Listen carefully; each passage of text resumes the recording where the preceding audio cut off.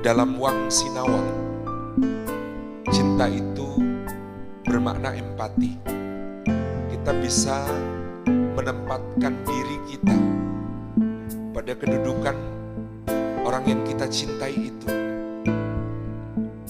memandang dengan cara pandangnya, melihat dengan sudut di mana dia berdiri.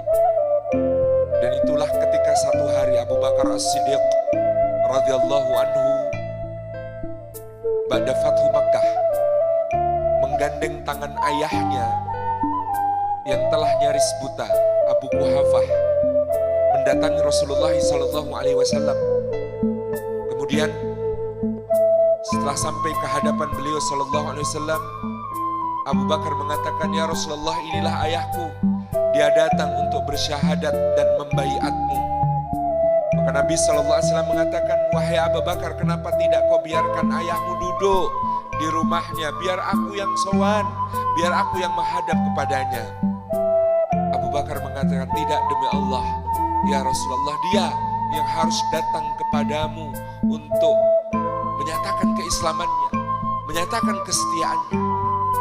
Maka kemudian Rasulullah menggenggam tangan Abu Quhafah dan menuntunnya bersyahadat. Dan ketika itu Abu Bakar menangis terisak-isak. Orang-orang bertanya, "Ya Abu Bakar, kenapa engkau menangis? Hari ini adalah hari bahagia. Ayahmu mendapat hidayah, ayahmu masuk Islam, dan engkau sekeluarga 4 generasi menjadi sahabat Rasulullah SAW. Bapaknya Abu Bakar sahabat, Abu Bakarnya sahabat, putra-putrinya sahabat, cucunya Abdullah bin Zubair misalnya juga sahabat. 4 generasi dalam keluarga Abu Bakar As-Siddiq semua menjadi sahabat Rasulullah SAW. Tapi apa yang dikatakan Abu Bakar? Tidak, demi Allah, sungguh yang lebih aku sukai bahwa tangan yang digenggam Rasulullah itu bukan tangan ayahku, tetapi tangan Abu Thalib.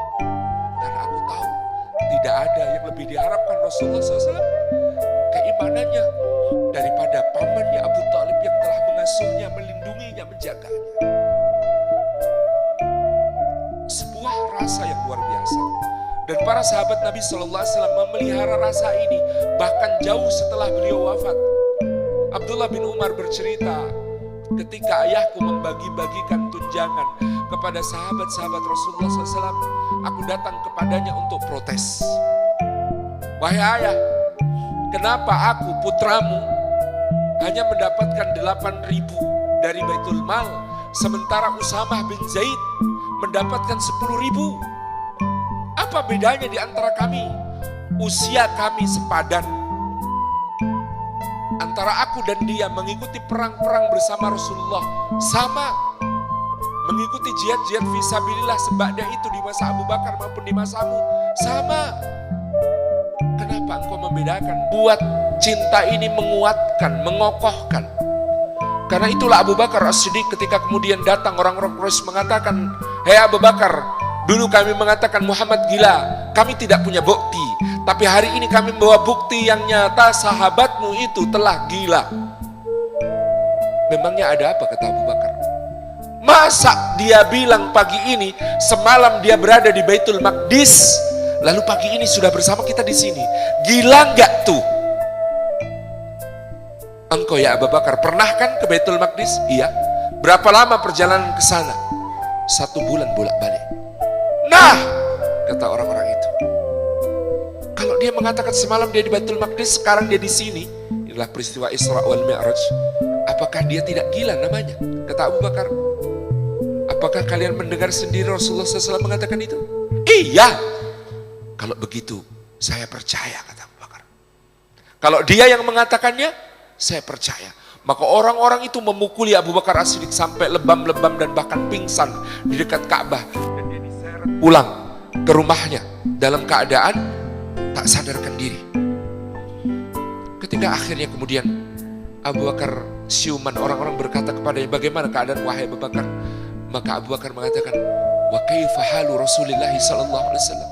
Bagaimana keadaan Rasulullah sallallahu alaihi wasallam? Dia baik Abu Bakar. Kata Abdullah pun memeluknya dan bertanya, "Bagaimana keadaanmu ya Abu Bakar?" Sambil menitiskan air mata, Abu Bakar mengatakan, "Ya Rasulullah, Kalau engkau baik, maka semua hal adalah baik. Kalau engkau baik, semua baik ya Rasulullah. Inilah cinta beliau. Maka itu pula yang membuat Abu Bakar As-Siddiq duduk di dalam gua Thur, menahan segala rasa sakit dari binatang-binatang yang menyengati beliau dari lubang-lubangnya, sementara Rasulullah tertidur di pangkuannya. Dan ketika air mata itu menetes ke pipi Rasulullah dan Rasulullah terbangun dan beliau mengatakan la tahzan. Kata para ulama, kenapa Abu Bakar mengatakan la tahzan? Kenapa Rasulullah mengatakan kepada Abu Bakar la tahzan, bukan la takhaf? Rasulullah mengatakan jangan sedih, bukan jangan takut. Karena Abu Bakar sama sekali tidak takut. Abu Bakar tidak punya rasa takut sama sekali pada saat itu. Yang ada pada diri Abu Bakar adalah rasa sedih. Kenapa Rasulullah harus mengalami yang seperti ini, terusir dari kaumnya, terusir dari kota yang dicintainya, terluntak-luntak perjalanan yang tidak mudah bersamanya. Tidak, dalam diri Abu Bakar tidak ada rasa takut, hanya rasa sedih. Dan begitu Rasulullah mengatakan itu, kata Abu Bakar As-Siddiq, semua rasa sakit itu hilang. Begitu Rasulullah mengatakan itu, seperti ibu yang baru saja melahirkan, lalu anak yang dilahirkannya diletakkan di dekapan dadanya, semua rasa sakit itu musnah. Itulah kekuatan cinta mereka. Dan kekuatan cinta itu yang membuat Abu Bakar memahami ketika Rasulullah membaca ayat idza jaa nasrullahi wal fath wa ra'aitan nasa yadkhuluna fi dinillahi afwaja fasabbih bihamdi rabbika wastaghfir innahu kana tawwaba. Sahabat yang lain bertakbir Allahu Akbar, Allahu Akbar, telah datang pertolongan Allah dan kemenangan. Manusia berbondong-bondong masuk agama Allah. Yang lain bertakbir. Abu Bakar menangis mengatakan fida'aka abi wa ummi ya Rasulullah. Ayah dan ibuku menjadi tebusanmu ya Rasulullah. Orang-orang bertanya, kenapa Abu Bakar menangis? Kata Abu Bakar, kalau datang pertolongan Allah dan kemenangan, kalian pikir tugas Rasulullah masih akan ada? Tidak, tugas beliau selesai. Dan kalau tugas beliau selesai, beliau akan segera meninggalkan kita. Abu Bakar telah mencicil sedihnya sebelum semua sahabat bersedih. Abu Bakar telah menyicil duka citanya sebelum semua sahabat berduka. Dan ketika duka cita itu datang, ketika kabar wafatnya Rasulullah benar-benar terjadi dan semua sahabat terguncang, hatta Umar bin Khattab mengacung-acungkan pedang di depan rumah beliau mengatakan, siapa mengatakan Rasulullah wafat? Maju ke sini, kupenggal lehernya. Munafik dia.